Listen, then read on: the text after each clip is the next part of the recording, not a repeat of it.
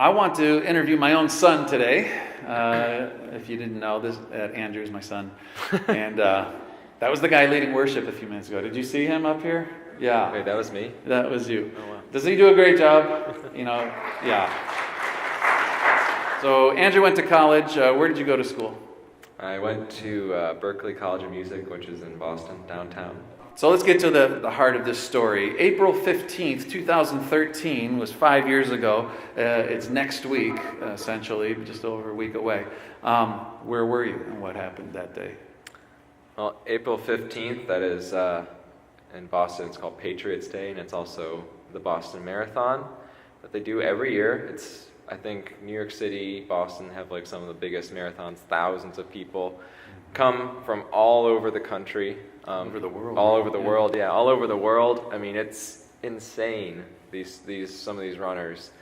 And you can also, as a normal person, you can also run in it too, but you're not going to be doing what they're doing. Are there any normal people in here? All right.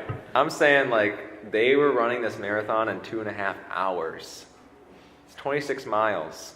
2.5 hours. No, it's just, It's nuts. They're running straight out, yeah. Yeah. So what happened that day? Yeah, so I went out with my friend who was from Holland, and he's like, hey, let's go to this marathon. I'm like, okay. It was right down the street. It's probably like 5-10 minutes from my house. We just happened to live near the finish line, so it was, it's a nice little walk. It was a nice day, so we just walked there. How many of you know what happened this day? You already know where we're going with this. I want to show a quick video of the finish line.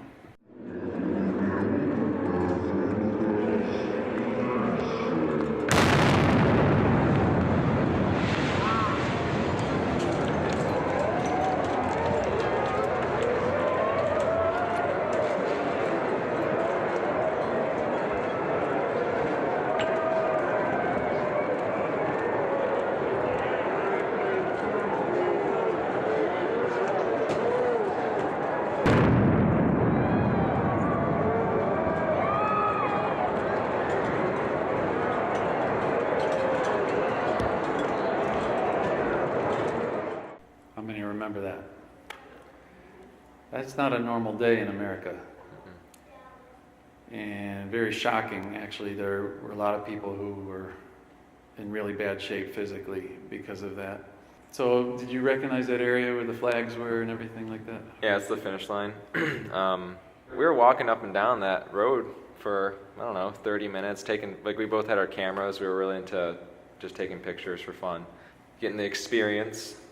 And I remember, it's not a big feeling. It's not something that was like, the clouds didn't part from heaven, and God didn't descend and say, son, you must leave right now. It was just kind of this little, it was like less than a tug. It was just like, I think I should go home right now. That was it. It was so simple. I think I should just go home right now.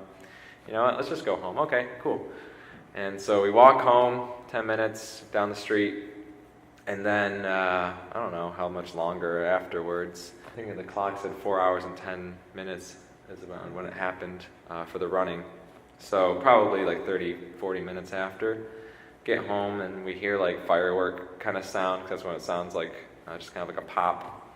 And still didn't realize what happened until a couple hours later when we started turning the news on and started seeing that. So he had to turn his photos over to the FBI. Because they were collecting anybody that took picture that day. Were trying to look for the perpetrators, and a bunch of his photos were right there with those flags and everything like that. He's walking past bombs, but the Holy Spirit knows the end from the beginning. The part for me that really changed my thinking was, at the time I wasn't spiritually strong, wasn't really going to church, and I was like, it was crazy to realize that God still had a plan for me, even though I didn't realize I had a plan for me at that moment. God still wanted to protect me because he knew there was more for me. And that was the part that hit me the most. Not even the shock of it, but just wow, I could have died. And God was like, no, I don't want you, not today.